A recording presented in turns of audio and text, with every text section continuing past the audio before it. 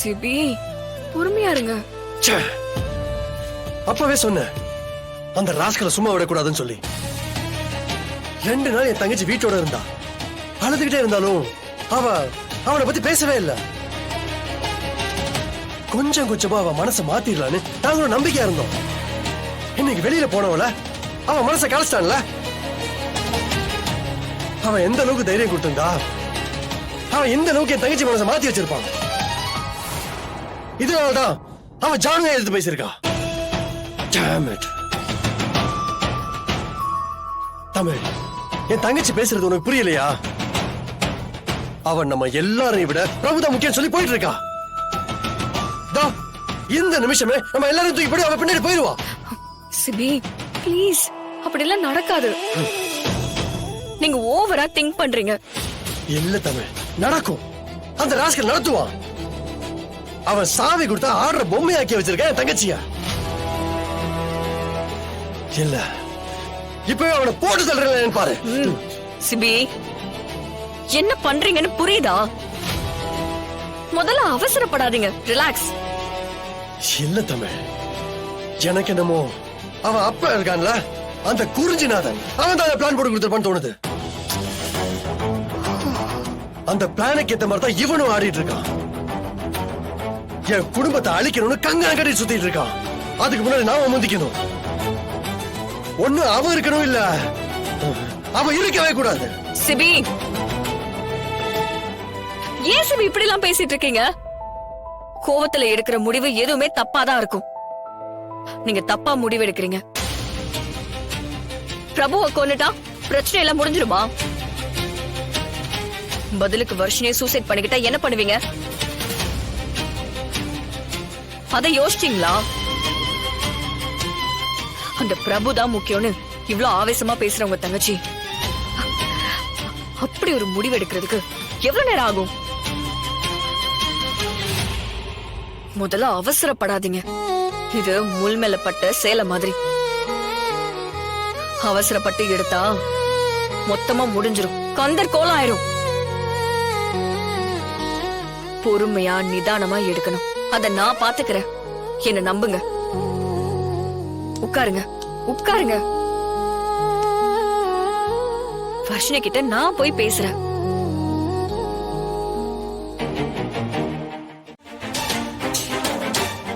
வர்ஷினி,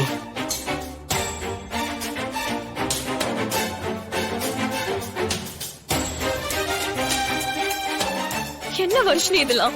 ஏன் இப்படி பண்ண? உனக்கு ஏதாவது ஆச்சுன்னா எங்களால தாங்கிக்க முடியுமா? நாங்க அப்படி என்ன பண்ணோம்? ஏங்க எல்லாருக்கும் இவ்வளவு பெரிய தண்டனையை கொடுத்திருக்க. கொஞ்ச நேரத்துல மொத்த குடும்பமும் துடிச்சு போச்சு. எங்களுக்கு எல்லாம் உன் மேல என்ன அக்கறை இல்லையா? பாசம் இல்லையா? உனக்கு ஒரு நல்ல வாழ்க்கை கிடைக்க கூடாதுன்னு நாங்கெல்லாம் நினைப்போமா? என்ன வர்ஷினி நீ? நான் உன்னை அடிச்சது தப்புதான்.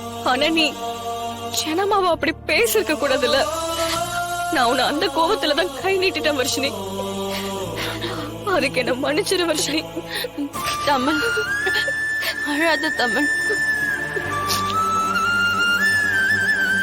நீ என்ன அடிச்சது தப்பு இல்ல. எனக்கு அதெல்லாம் கோபமே இல்ல. ஒரு அண்ணியா என்ன கண்டுக்கிறதுக்கும் திட்டுறதுக்கும் அடிக்கிறதுக்கும் உனக்கு எல்லா உரிமையும் இருக்கு.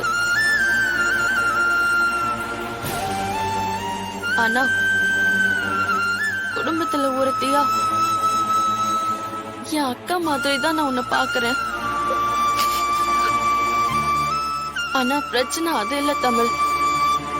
பிரபு நல்லவரு.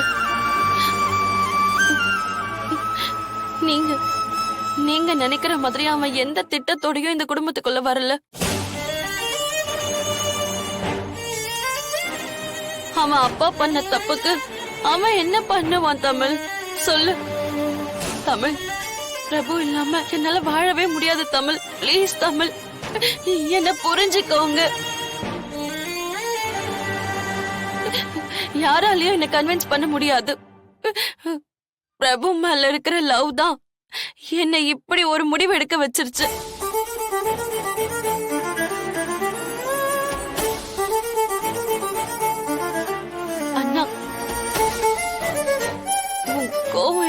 புரியுதுண்ணா. இத நம்புறதுக்கு உனக்கு கஷ்டமா தான் இருக்கும். உன் தங்கச்சி மேல உனக்கு நம்பிக்கை இருக்குல்ல. நான் போய் தப்பான ஒருத்தரை விரும்பிடுவேனா? என் வாழ்க்கையில நான் தப்பா சூஸ் பண்ணிருக்கேனா? இல்லன்னா ஆரம்பத்துல எனக்கும் பிரபு மேல கோவம் இருந்துச்சுதான்.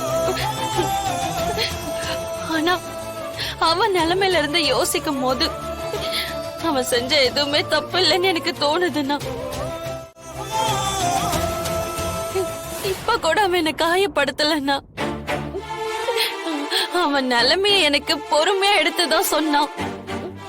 பிளீஸ் அவனை ஏத்துக்கோன்னு.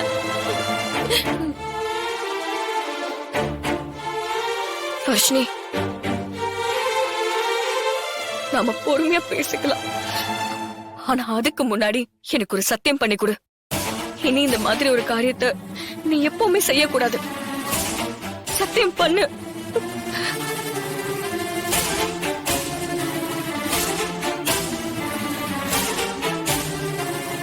என்னால பிரபு இல்லாம உயிரோடவே இருக்க முடியாது தமிழ். அது சத்தியம்.